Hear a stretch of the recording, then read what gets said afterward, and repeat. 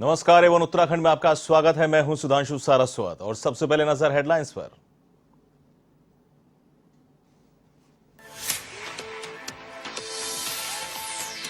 मुख्यमंत्री पुष्कर सिंह धामी का केदारनाथ धाम का दौरा फिर स्थगित। मौसम की खराबी के चलते हेलीकॉप्टर नहीं हो सका लैंड। अब तक मुख्यमंत्री का 2 बार स्थगित हो चुका है कार्यक्रम।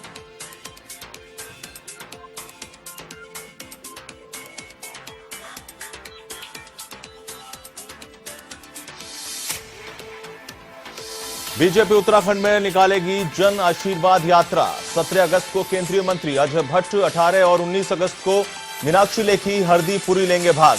यात्रा की तैयारियों में जुटी पार्टी।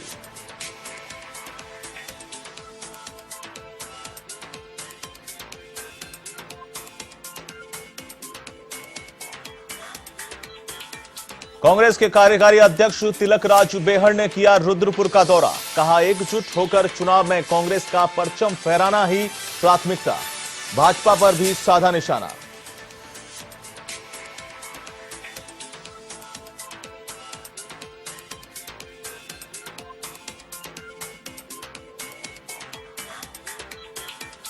बारह सूत्रीय मांगों को लेकर आशा कार्यकर्ताओं ने निकाली रैली। उत्तरकाशी के उप जिलाधिकारी को सौंपा मुख्यमंत्री के नाम ज्ञापन।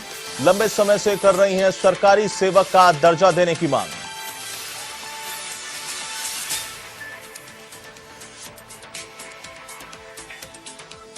और देवस्थानम बोर्ड के विरोध में केदारनाथ के तीर्थ पुरोहितों का आंदोलन जारी। बारिश के बीच पुरोहितों ने किया प्रदर्शन। बोर्ड के भंग होने तक जारी रहेगा आंदोलन।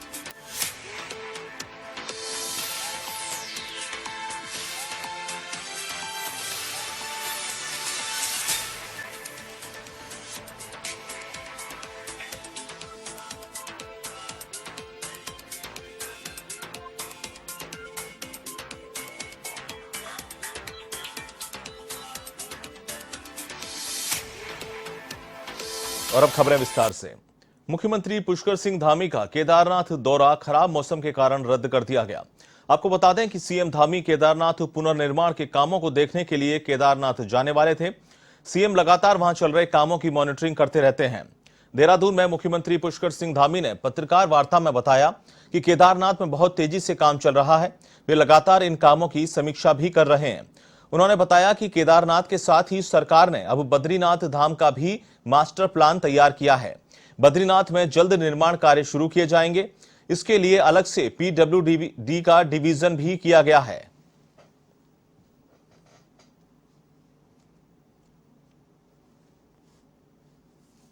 केदारनाथ जी का जो पुनर्निर्माण का कार्य है वो बहुत तेजी से चल रहा है। उसकी लगभग 4 बार मैं स्वयं समीक्षा कर चुका हूँ जब से मैंने ये दायित्व संभाला है। और मैं स्वयं भौतिक रूप से भी वहाँ पर जाकर इसको देखना चाहता था, लेकिन वहाँ पर अभी मौसम के कारण से संभव नहीं हो पा रहा है। आज भी मैं गया था केदारनाथ के पास पहुँचकर, वहाँ से हम वापस आए हैं। लेकिन इसके साथ साथ केदारनाथ का काम तो हम कर ही रहे हैं। उसका जल्दी चूँकि लोकार्पण और शिलान्यास के कुछ कार्यक्रम होने हैं, वो हम फाइनल कर रहे हैं, अंतिम स्टेज पर हैं। और इसके साथ साथ हम बद्रीनाथ का भी मास्टर प्लान बना रहे हैं, वो भी हमारा तैयार हो गया है। वहाँ पर भी जल्दी से बद्रीनाथ का मास्टर प्लान लाने के बाद हमने वहाँ के लिए एक डेडिकेटेड पीडब्ल्यूडी का डिवीजन वहाँ के लिए बना दिया है। वो भी काम करने लगा है, जिससे बहुत तेजी आएगी। केंद्रीय मंत्रिमंडल में उत्तराखंड को प्रतिनिधित्व दिए जाने पर उत्तर प्रदेश की तर्ज पर उत्तराखंड में भी जन आशीर्वाद यात्रा निकाली जाएगी, जिसके लिए पार्टी ने तैयारियां पूरी कर ली हैं। ये यात्रा 17, 18 और 19 अगस्त को निकाली जाएगी। यात्रा में 1 मंत्री, 2 लोकसभा क्षेत्र या 4 जनपदों में मंत्री के कार्यक्रम तय किए गए हैं। 17 अगस्त के लिए केंद्रीय रक्षा और पर्यटन राज्य मंत्री अजय भट्ट का प्रोग्राम तय हुआ है। इनके अतिरिक्त 18 और 19 को केंद्रीय मंत्री मीनाक्षी लेखी और हरदीप पुरी का संभावित कार्यक्रम हो सकता है। मंत्री बनने के बाद अजय भट्ट का यह उत्तराखंड का पहला दौरा है, इसीलिए संगठन स्तर पर केंद्रीय मंत्री के भव्य स्वागत का आयोजन किया जाएगा।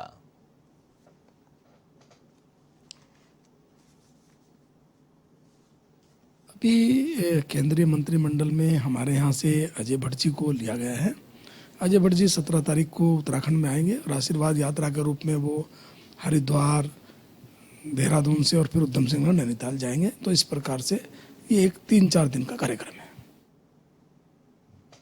उत्तराखंड सरकार हर घर नल जल योजना की तरह हर घर तक पानी पहुंचाएगी। इसके लिए सरकार ने काम शुरू कर दिया है। इसके तहत प्रदेश में 15 लाख कनेक्शन लगने हैं। सरकार का दावा है कि अभी तक 6 लाख कनेक्शन लग चुके हैं। पहाड़ी इलाकों में पीने के पानी की काफी किल्लत होती है। इससे आम जनजीवन को बहुत कठिनाइयों का सामना भी करना पड़ता है। सरकार का दावा है कि 2023 तक हर घर को पानी के कनेक्शन से जोड़ दिया जाएगा।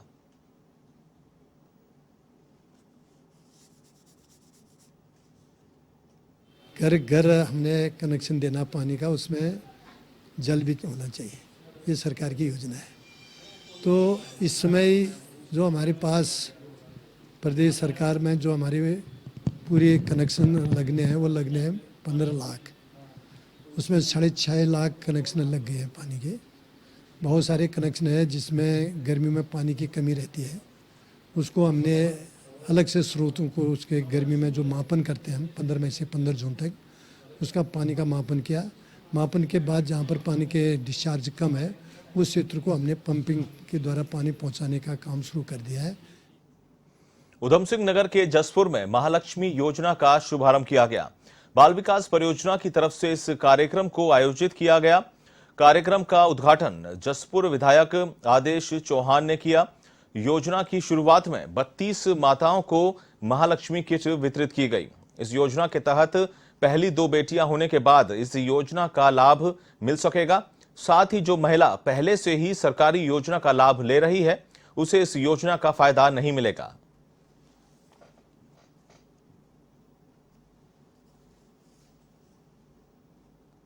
दो बेटी होने पर उनको ये किट दी जाएगी। उसमें बच्चियों के लिए और माता के लिए, क्योंकि तौलिया, साबुन, पाउडर और ब्लैंकेट, मतलब कई चीज़ें उसमें ऐसी हैं जो ज़रूरत की हुई वो दी गई है। और 32 लाभार्थियों को आज दिया जाएगा। और उसमें ये है कि जिनको कोई सरकारी लाभ नहीं मिल रहा उन माताओं को मिलेगा। उत्तराखंड कांग्रेस कैंपेन कमेटी की बैठक पूर्व मुख्यमंत्री हरीश रावत के नेतृत्व में हुई। इस बैठक में कमेटी के सभी सदस्य मौजूद रहे।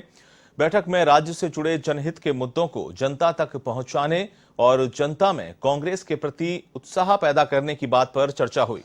कमेटी के अध्यक्ष हरीश रावत ने कहा कि 10 दिन के अंदर सभी मुद्दों की एक व्यापक रूपरेखा तैयार की जाएगी, जिसे कैंपेन कमेटी केंद्रीय नेतृत्व के पास भी भेजेगी।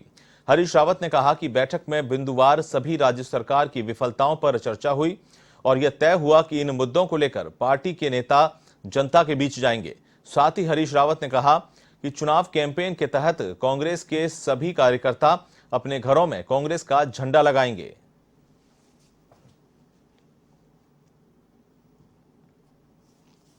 लगभग 3 दर्जन फैसले लिए हैं जिनको लेकर के हम कोर कमेटी के सामने जाएंगे और उनमें से एक फैसला जिस पर तत्काल मुझसे और प्रदेश कांग्रेस अध्यक्ष कमेटी ने अपील की है कि कैंपेन की शुरुआत के तौर पर हम सारे कांग्रेस जनों से अपील करें कि वो अपने घर के ऊपर पार्टी का झंडा फहराएं और ये काम अगले 15 दिन के अंदर एक पूरे सिस्टमेटिक तरीके से, पूरे व्यवस्थित ढंग से पूरे राज्य भर में चलाया जाएगा। उत्तराखंड कांग्रेस के कार्यकारी अध्यक्ष तिलकराज बेहड़ रुद्रपुर पहुंचे। यहां उन्होंने प्रेस वार्ता का आयोजन किया, जिसमें बेहड़ ने भाजपा सरकार पर जमकर निशाना साधा। उन्होंने कहा कि भाजपा सरकार ने प्रदेश में 3 बार मुख्यमंत्री बनाए, जिससे साबित होता है कि बहुमत की यह सरकार न सिर्फ हर मोर्चे पर बल्कि नैतिक रूप से भी असफल हुई है। बेहड़ ने कहा कि कांग्रेस को गतिमान करना, कार्यकर्ताओं के मतभेद दूर करना, सबको एकजुट कर आगामी विधानसभा चुनाव में प्रदेश में कांग्रेस का परचम फहराना उनकी प्राथमिकता है। उन्होंने कहा कि 3 अगस्त को देहरादून में प्रदेश की कोर कमेटी की बैठक में चुनाव के लिए रणनीति बनाई जाएगी।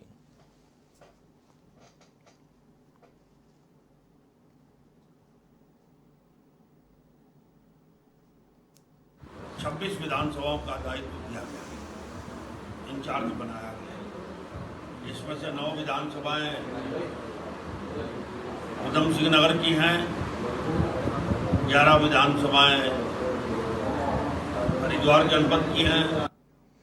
उत्तराखंड आशा स्वास्थ्य कार्यकर्ता यूनियन ने शुक्रवार को अपनी 12 सूत्रीय मांग को लेकर पौड़ी मुख्यालय पहुंचकर प्रदेश सरकार के खिलाफ जमकर नारेबाजी की। साथ ही कहा कि मांगे पूरी नहीं होने पर उग्र आंदोलन किया जाएगा। आशा कार्यकर्ता बिना ध्यानी ने बताया कि यूनियन की 12 सूत्रीय मांग को लेकर लंबे समय से प्रदेश सरकार से मांग कर रहे हैं, लेकिन सरकार ने अभी तक इन मांगों पर अमल नहीं किया है। इसके विरोध में सरकार के खिलाफ जमकर नारेबाजी की गई। उन्होंने बताया कि कोविड के दौरान आशा कार्यकर्ताओं ने जान की परवाह किए बिना कोरोना संक्रमित लोगों तक दवाई पहुंचाई, स्वास्थ्य उपकरण तक घर घर पहुंचाने का काम किया। इसके बावजूद सरकार उनकी मांगों को पूरा नहीं कर रही है।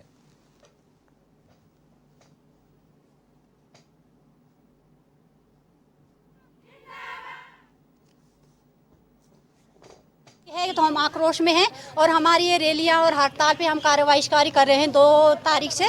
और हम लोग बिल्कुल भी अपने क्षेत्र में, अपने जो जिला है हमारा, जो देश में कोई भी आशा कार्यकर्ती कोई काम नहीं करेगी, कोई भी सेवा हम अपनी जनता को नहीं देंगे जो हम देते हैं, जो हम प्रदान करते हैं। तो बिल्कुल हम 2 तारीख से कार्रवाई करते हैं। 2 दिन का समय हम सरकार को दे रहे हैं कि कोई निश्चित निर्णय सरकार हमसे ले कि हाँ आपको मानदेय हम देंगे, तो हम लोग शांत रहेंगे, नहीं तो हम आक्रोश में हैं और हम आगे भी ऐसे ही करते रहेंगे। ऋषिकेश के बीटीसी परिसर स्थित कांजी हाउस की भूमि पर बने खोखे का विवाद सुलझता नजर नहीं आ रहा है। इस विवाद के चलते 4 साल का समय हो चुका है। खोखा संचालक इस मामले में हाईकोर्ट का स्टे होने की बात कह रहा है। वहीं निगम के अधिकारी इस खोखे पर कार्रवाई की बात कह रहे हैं।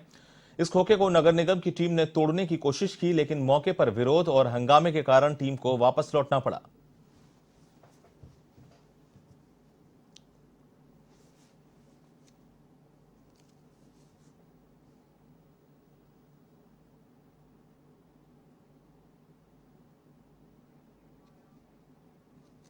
काशीपुर का आई हॉस्पिटल अपनी दुर्दशा पर आंसू बहा रहा है। 1985 में स्थापित सीतापुर आई हॉस्पिटल आज अपनी दुर्दशा पर आंसू बहाता नजर आ रहा है। यह हॉस्पिटल कभी 300 से 400 ओपीडी के लिए जाना जाता था, जिसमें दूर दराज से लोग आकर अपनी आंखों का इलाज कराया करते थे। आपको बता दें कि इस अस्पताल में 5 लोगों का स्टाफ है। कई बार स्थानीय विधायक हरभजन सिंह चीमा ने भी इसके कायाकल्प के लिए बीड़ा उठाया। इसके जीर्णोद्धार के लिए विधायक ने सरकार से 2 करोड़ रुपए भी अवमुक्त करा दिए, लेकिन वह पैसा अभी तक अस्पताल के जीर्णोद्धार के लिए नहीं पहुंच पाया है।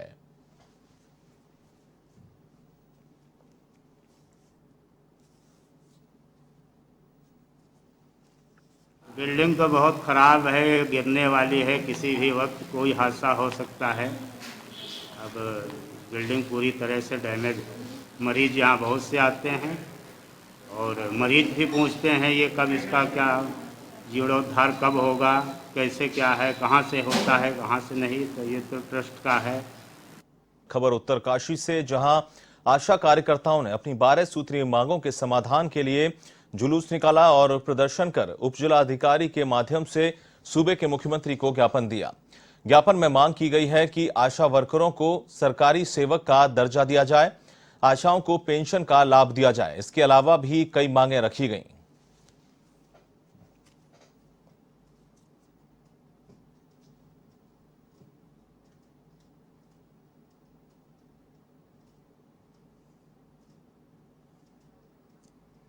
और अब खबर उत्तराखंड के रुद्रप्रयाग से, जहां देवस्थानम बोर्ड के विरोध में केदारनाथ के तीर्थ पुरोहितों का आंदोलन जारी है। बारिश के बीच पुरोहित केदारनाथ मंदिर परिसर में आंदोलन करने में जुटे हुए हैं। तीर्थ पुरोहितों का कहना है कि जब तक बोर्ड को पूर्ण रूप से भंग नहीं किया जाता, तब तक आंदोलन जारी रहेगा। गौरतलब है कि देवस्थानम बोर्ड को भंग करने को लेकर केदारनाथ धाम के तीर्थ पुरोहितों का आंदोलन पिछले 1.5 महीने से जारी है। पुरोहितों का कहना है कि बोर्ड का गठन होने से उनके अधिकार प्रभावित हो रहे हैं।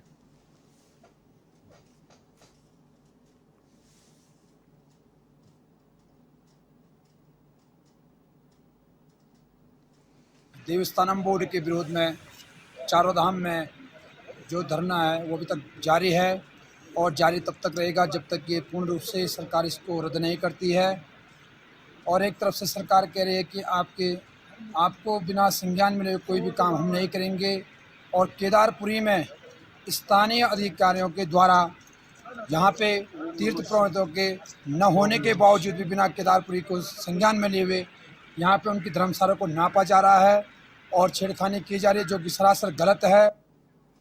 रुद्रप्रयाग जिले के केदारनाथ धाम में बीते 4 दिनों से बिजली आपूर्ति ठप है। बिजली नहीं होने से यहां के तीर्थ पुरोहितों, अधिकारियों और मजदूरों को भारी परेशानियों का सामना करना पड़ रहा है। दरअसल लगातार हो रही बारिश के कारण केदारनाथ धाम में 4 दिनों से बिजली आपूर्ति ठप है। बताया गया है कि बारिश से पैदल यात्रा मार्ग पर लाइन क्षतिग्रस्त हुई है, इससे बिजली व्यवस्था बाधित हुई है। एक और लगातार बारिश हो रही है तो दूसरी ओर बिजली न होने से धाम में रहने वाले लोगों की परेशानी बढ़ गई है। बिजली न होने के कारण संचार सेवा भी प्रभावित हुई है, निर्माण कार्य भी प्रभावित हुए हैं। केदारनाथ धाम में पत्थर कटिंग, स्टोन क्रैशर मशीन संचालन में दिक्कत हो रही है। जिलाधिकारी मनोज गोयल ने कहा कि केदारनाथ धाम में लगातार बारिश हो रही है, इससे बिजली व्यवस्था 2-3 दिनों से बंद है।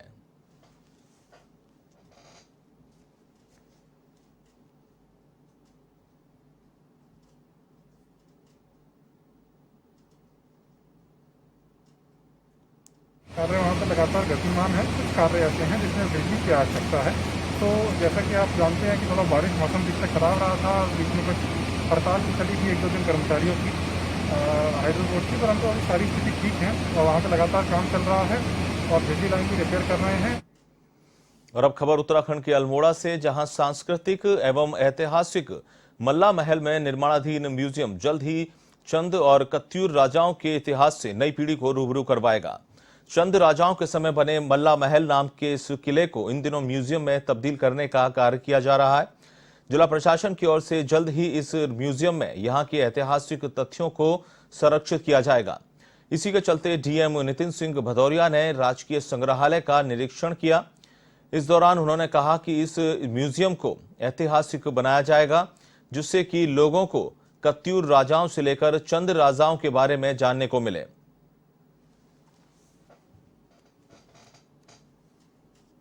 जो हमारा मल्ला महल में म्यूजियम बन रहा है उसको भारत सरकार प्रायोजित करना में इच्छुक है और भारत सरकार ये भी चाह रही है उसमें कि उसके अंतर्गत हम लोग प्रोजेक्ट प्रपोजल हम लोग बनाकर भेज रहे हैं तथा उसको म्यूजियम ऑफ हिस्ट्री में कन्वर्ट किया जाए। तो म्यूजियम ऑफ हिस्ट्री में क्योंकि हमारे चांद, कत्यूर राजा और अन्य अन्य जो भी हमारी अल्मोड़ा शहर से की हिस्ट्री से जो जुड़े वो प्रसंग रहे हैं उनको हम लोग प्रस्तुत कर रहे हैं। उसी में से एक प्रसंग हमारा फ्रीडम फाइटर पूरी गैलरी है और उसको उसमें दृष्टिगत रखते हुए जो हमारे अल्मोड़ा के जितने भी फ्रीडम फाइटर्स हैं जिन्होंने पूरा देश की उसमें कहीं ना कहीं स्वतंत्रता संग्राम में पूरा अपना योगदान दिया है। 7वां वेतनमान लागू करने और संविदा कर्मियों को स्थायी नियुक्त देने की मांग को लेकर बागेश्वर जिला सैनिक कल्याण बोर्ड के कर्मचारियों का कार्य बहिष्कार जारी है। कर्मचारियों ने सरकार और विभाग के खिलाफ नारेबाजी करते हुए आक्रोश व्यक्त किया। कर्मचारियों का कहना है कि उन्हें निदेशक द्वारा केवल आश्वासन दिया गया, लेकिन अभी तक उनकी मांग पूरी नहीं हुई। उनका कहना है कि सैनिक कल्याण अधिकारी और निदेशक की ओर से आंदोलन की सुध नहीं लेने के कारण उन्हें मजबूरन धरने पर बैठना पड़ रहा है।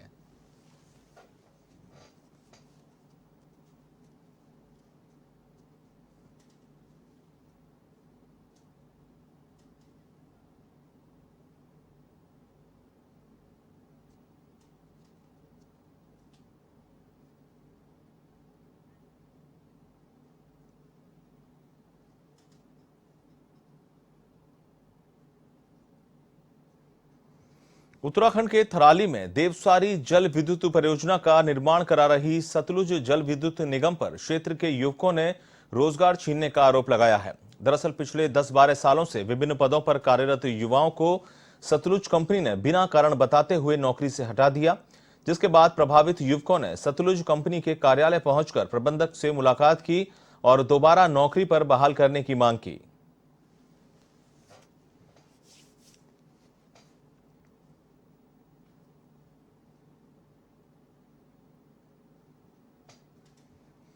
उत्तराखंड के सेलाकुई थाना क्षेत्र में पीआरडी के जवान को अवैध वसूली करना भारी पड़ गया। क्षेत्र में कई स्थानों पर नए भवनों का निर्माण चल रहा है। ऐसे में पीआरडी जवान ने एमडीडीए के कर्मचारी बनकर मकान का नक्शे चेक कर 5,000 रुपए की अवैध वसूली कर ली। जब स्थानीय लोगों को उस पर शक हुआ तो उसे दबोच लिया और पुलिस के हवाले कर दिया गया। पूछताछ में सामने आया कि पीआरडी जवान पहले एमडीडीए में तैनात था।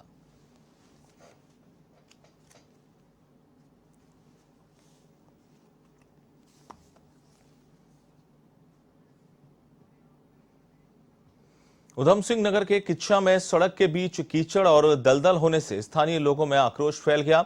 लोगों ने जनप्रतिनिधियों और प्रशासन के खिलाफ मोर्चा खोलते हुए नारेबाजी कर प्रदर्शन किया। कांग्रेस के प्रदेश महासचिव हरीश पनेरू के नेतृत्व में तमाम लोगों ने प्रशासन के खिलाफ नारेबाजी कर रोष जताया। स्थानीय लोगों ने कहा कि चुनाव के समय जनप्रतिनिधियों द्वारा झूठे वादे कर जनता को गुमराह करने का काम किया जाता है। वहीं चुनाव जीतने के बाद स्थानीय लोगों की लगातार अनदेखी की जाती है। आक्रोशित लोगों ने भाजपा विधायक राजेश शुक्ला और नगर पालिका चेयरमैन दर्शन कोहली के खिलाफ भी कई आरोप लगाए।